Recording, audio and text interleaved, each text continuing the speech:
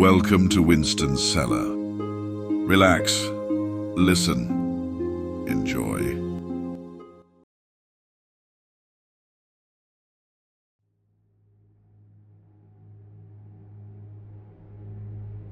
Part 3. Rangda Rising.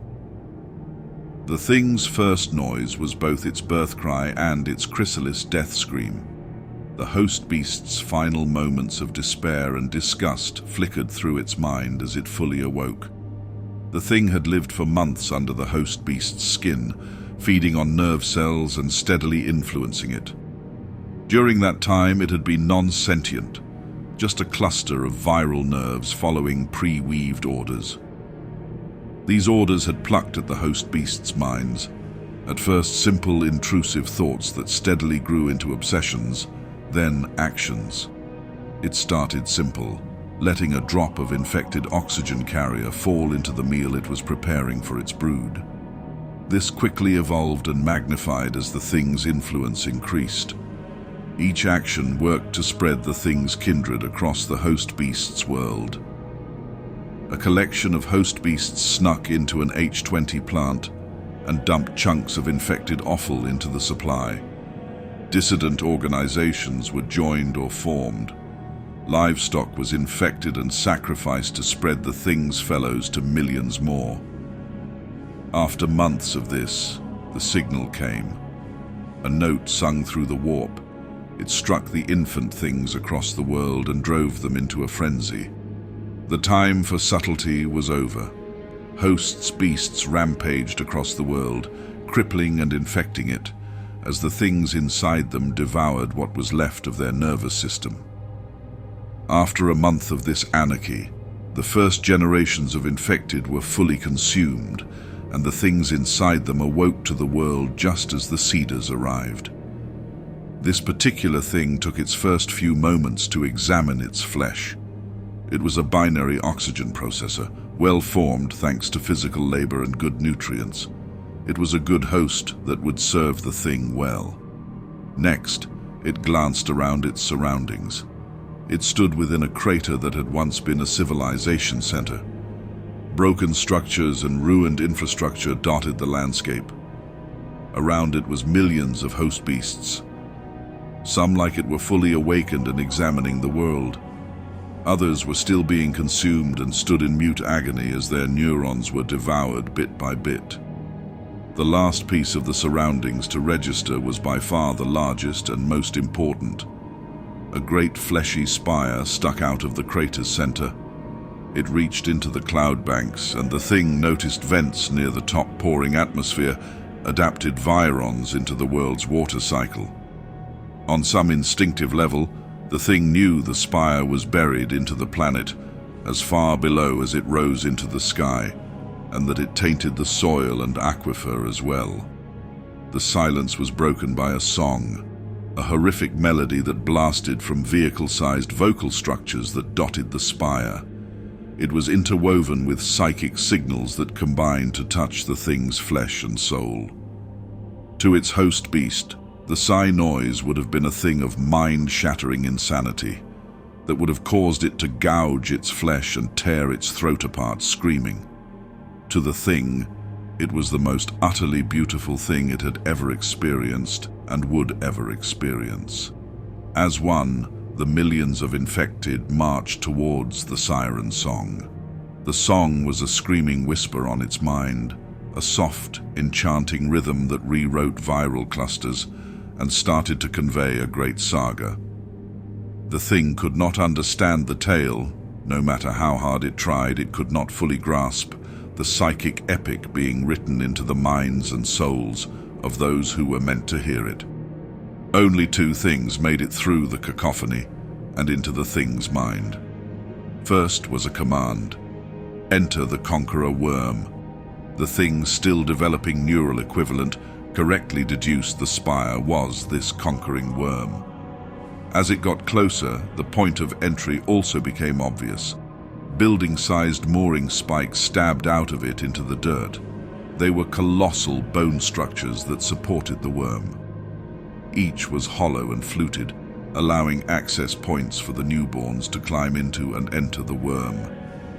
The second decipherable bit was less practically important, but reality-shaking to the newborn thing. It was an identity, what it was and why it was. The thing was a thing no longer. It was a Rangdan, and it had been born to claim its genesis right. The Rangdan, along with its millions of siblings, clambered into the spike and ascended the ghoulish stairway that comprised the innards of it. Hundreds of thousands of young Rangdans clambered up the spike, using processes as instinctual to it as flight is to an avian. The Rangdan started modifying its host. No longer hampered by the need for subtlety, the Rangdan's virons spread rapidly through the host beast. Muscle cells were contaminated and twisted on the molecular level to reach states stronger and more efficient than ever originally possible. Energy careful eased from the inverted tapestry-fueled hypermitosis, and the natural mutagenic effect of that realm was weaponized. Mutations and cancers were harvested to provide more material.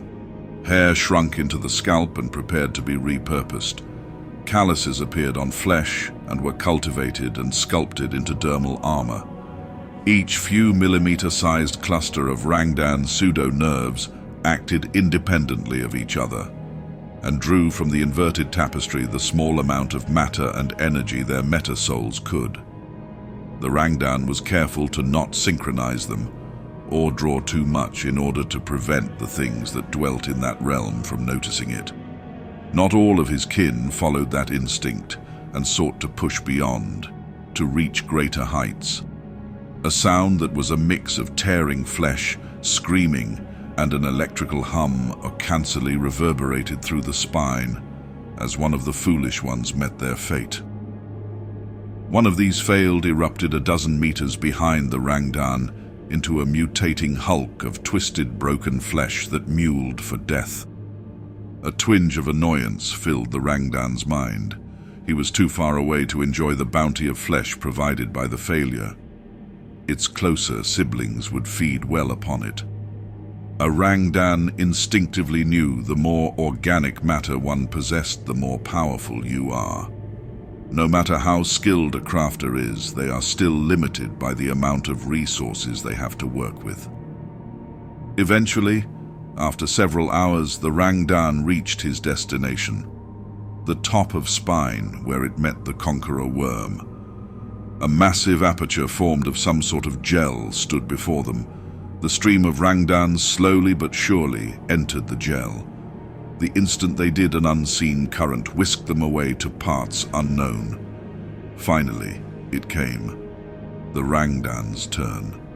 It expected some sort of resistance, but instead, it was like walking into a pool of warm water. Trusting the instinctual pulses that had guided it true so far, the Rangdan entered it fully and took a deep breath of the fluid. The semi-solid liquid poured down the Rangdan's throat and into its respiratory and digestive system. It was nutrient and oxygen-rich and seemed to independently recycle waste to keep the Rangdan alive and healthy. Giving itself over to the current, the Rangdan felt itself pulled along a great capillary-like structure to parts unknown.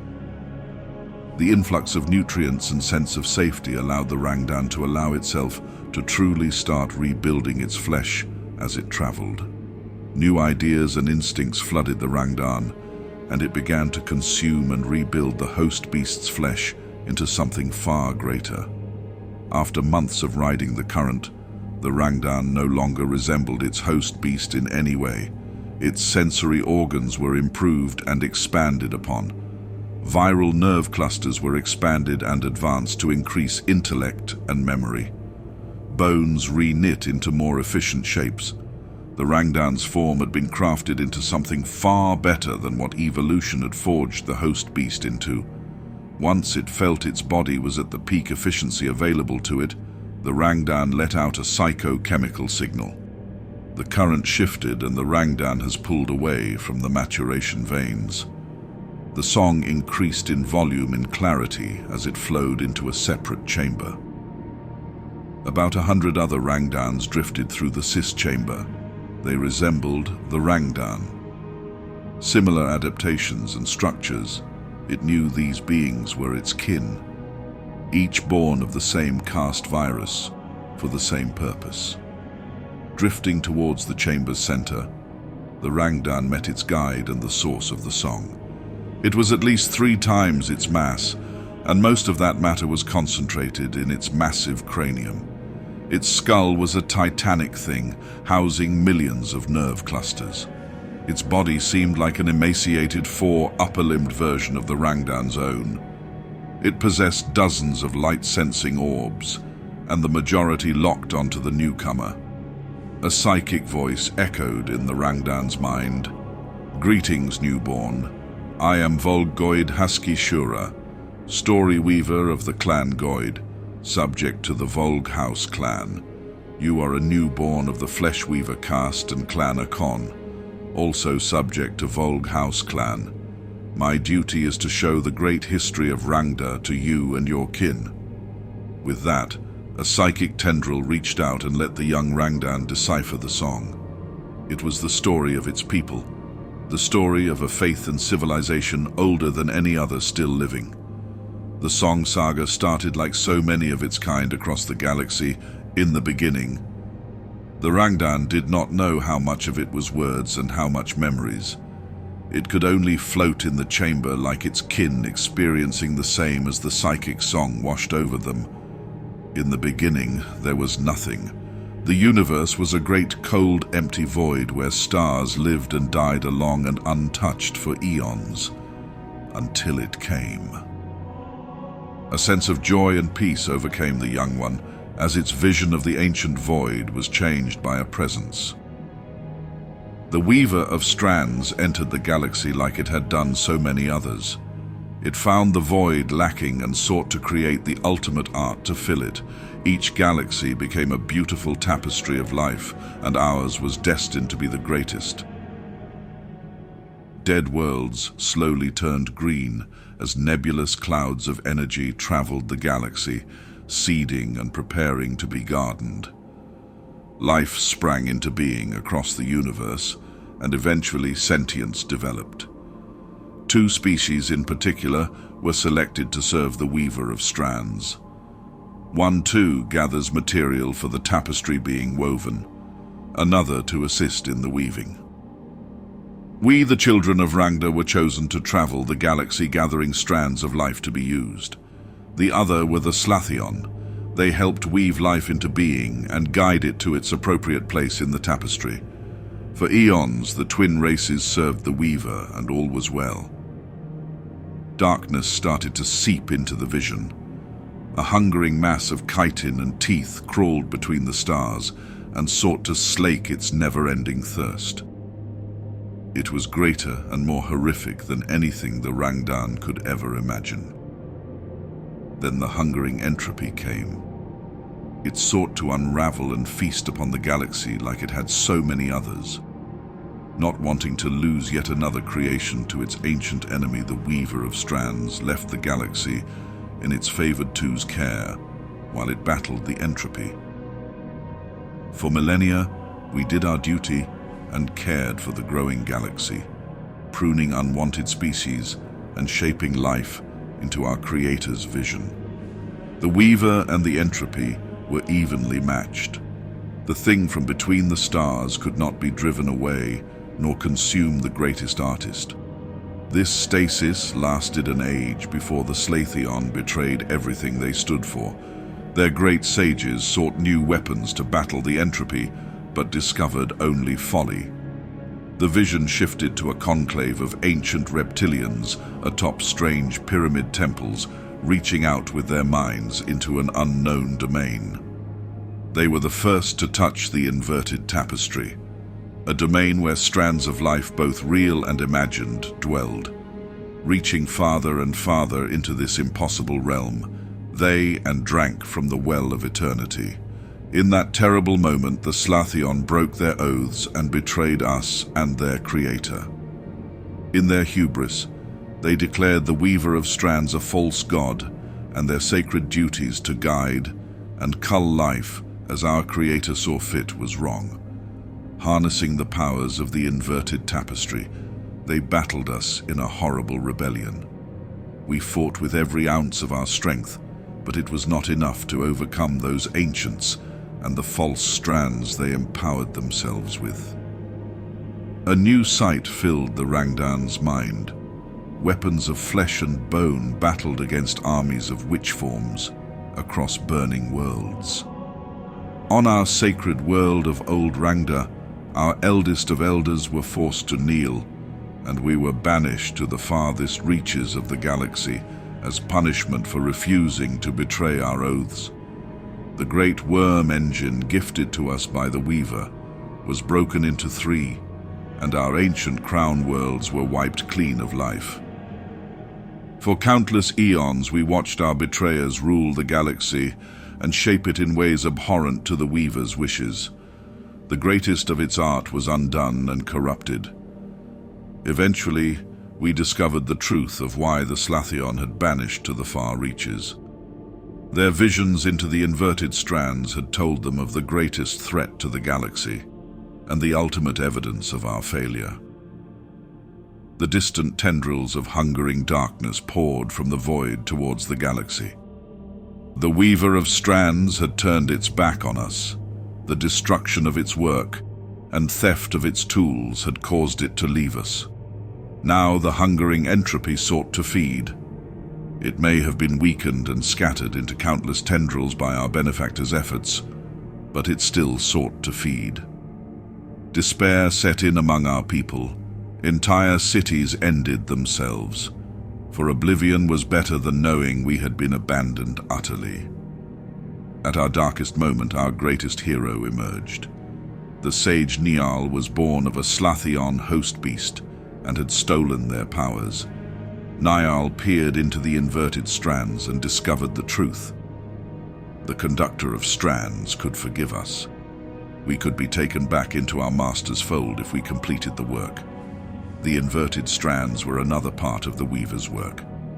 The reverse side of the great tapestry of life, and by misusing its power, the Slathion threatened to unravel it and all life. Only by collecting and weaving together every thread could the tapestry be completed. Every strand of gene code must be compiled, every soul unified under us.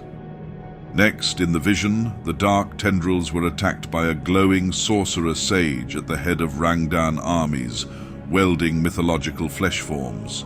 Unified under Niall's teaching, we battled the hungering entropy like our Creator and turned its own flesh into fodder for our growing race.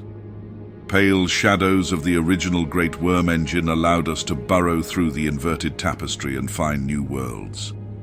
With each tendril consumed, we grew in power. The great Volaticus stream formed from Niall's own fluids, remembered every monster we consumed, and added its power to our own. For eons, this war inherited from our Creator continued. It only ended when reality ripped open within the greatest elder citadel house of Rangda in exile. The Slathion had returned. Pulled from the war against void-born horrors, the Rangdan watched old sages upon hovering palanquins exit a hole in space into the heart of their growing empire. They came bearing gifts of genes never imagined, and host beasts engineered perfectly for us. At first we suspected trickery, but the offer of peace was genuine. They offered an end to our exile in exchange for assistance against the greatest foe. In the millions of solar orbits since our banishment, the Slathion had spread life throughout the galaxy and twisted races into equals of them. Our humble skill in weaving the inverted strands was nothing compared to the betrayers' dominance of it. They had teased the Weaver's secrets from the shattered worm engine and fused them with their new powers to create an ever-growing labyrinth located both in the material and immaterial. Yet for all these abominations and unholy powers, they had found a foe beyond them. Another aspect of the hungering entropy had been found by a weak-willed race of ghouls, not cloaked in shadow and flesh, but metal and stolen starlight. We saw the threat and offered our help to purge this evil from the galaxy. Millions of years of exile had not taught us a simple lesson: never trust a betrayer. We assumed they wanted our war forms and numbers to fight this conflict. How very wrong we were. The things we met were not Slathion, but their children are known as the Slani, for the Slathion, along with their most prized creations, had ascended past the limits of flesh and blood into pure energy. They had become living conduits into the inverted realms and a prized meal for the Star Eaters. These broken beings sought not flesh to fight their wars. They had plenty in the haughty crystal children or spore-born beasts. What they sought was our very inverted threads. To fight false gods forged of metal, they had created false gods formed of interwoven inverted threads. Great abominations had been formed all ready to fight this war. The eternal winged flame, the twin-headed war, serpents made of starlight, and countless others. Now they bound our souls together as one into a horrific thing, and thus the false weaver was born. Billions of Rangdans had their souls, inverted threads, bound together into a colossal corpulent mass of rotting flesh. This abomination was the first of its kind, not born of a single aspect of a species, but an aspect of all species. We were the anchor point for it, considered disposable if it failed. For millions of cycles, false gods battled with armies forged born solely to kill their foes. Just as we feared, the once peaceful, if twisted, inverted tapestry was tainted and started to unravel. False gods became true monsters, and reality itself started to buckle from the horrors of the First War. The material was collapsing under the strain of the Star Eater's power, and the immaterial under the insanity of eternal war, along with the growing pantheon of madness. In a final desperate attempt to save both sides of the tapestry, the Slathion decided to unleash the greatest and worst weapon ever devised by them. Before it was unleashed, millions of those chosen by them were herded into the labyrinth and shut away. The great ancients, including our lineage lord Volg, were rewarded by the betrayers and sealed away also while the weapon was unleashed. The Volaticus stream's memories do not contain the truth of what happened. The last message from the Slathion simply said, "To save all life, we must first enslave it." Time passes wrong within the labyrinth, so we know not how long we were sealed away. Eventually, its great crystal gates opened, and we entered a galaxy much changed. The Star Eaters and their metal-bone slaves were gone, and all sentient life had been wiped from the galaxy, save for the last few Slathion who were utterly broken by what had occurred. The insane survivors guided us back to our homeworlds, where nothing remained except for ruins. From there they abandoned us. Some say they still seek to change the ways of the galaxy. Others whisper they linger. A few say they created a world that would be, while the mad insist something stole their knowledge and power away to light a beacon of sanity. It took little time for the crystal children to become prouder and crueler than their creators. Once again we were banished to the farthest reaches of the galaxy to guide against tendrils of hungering flesh that never came. Many times we sought to reclaim our place as master of the galaxy and begin the great weaving of all life in the galaxy together. Each time the false gods and their legions of worshipping crystal witches struck us down. So another age of exile began as the inverted tapestry slowly started to unravel again.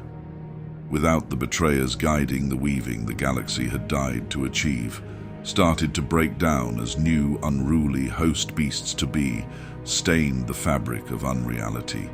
Soon ancient things that slumbered since the end of the First War started to awaken. We knew once the broken flesh king awoke, the false weaver would soon stir. To prevent falling under the abomination's sway, we scoured our souls and changed the very nature of the Rangda. Much was lost and will ever be, but we were safe from it. Safe from the stains upon the inverted tapestry, and ignored by the bastard heirs to usurpers we waited. Flesh beasts crafted to watch and rot tended the galaxy for us in our exile. The worms that walk would tell us when fate had been woven for us. It took an age, but we had waited longer for less. The folly of the crystal children violated the materium as they birthed their youngest god anew. Empire, both young and old, crumbled as the inverted tapestry was shredded apart by the storm of chaos. The time was right, the galaxy rots around us, and we can arise from its corpse and take it back for our master. The time has come for Rangda to rise. Yet we are not alone in such ambitions. The four reborn are greater and more terrible than ever before. They seek to make the galaxy burn in their name. Newborn and reborn empires seek to claim our place. Something great and terrible burns through the warp. We shall strike them all down and weave them mind, body, and thread into our tapestry. None can stand against the Rangdan Empire. With that, the visions ended. The Rangdan did not know how long it had been in the chamber. The occupants had changed, but it now knew its purpose. History filled its mind, and it left the chamber and rode the current to the destination it was meant for. The Rangdan entered a great flesh womb, where millions of gestation chambers were tended to by similar-looking kin. Each grew a flesh form of varying purpose to the Rangda species.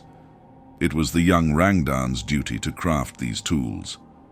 Slowly it moved through the fluid towards the great neural structure in the center of the chamber. The Rangdan knew what it was, a connection to the Volaticus stream, a nexus where organically encoded copies of every life thread or flesh structure encountered by the Rangdan Empire was stored. With tentative digits, it reached out to it and felt its mind and inverted thread link with the great flesh form. In gene code, it asked it a simple question: name. Without hesitation, the Rangdan replied with the title it knew belonged to it since the end of the song, Saga. I am Volg Akon Urath, newborn fleshcrafter of House Clan Volg and servant of Rangda Rising. Electrical pulses exchanged between the stream and Urath, and after a moment knowledge both fresh and ancient entered the newborn's mind, and it got to work crafting weapons of war to help consume the next world and complete the great weaving. Months later, once the population of Minish was fully consumed and its biosphere fully tainted, the conquering worm's titanic maw would open wide and bite a hole into the warp. Like a parasite crawling into an open wound, the hive-sized worm wriggled into the warp and onto the next world, ready to add itself to the glory of Rangda Rising.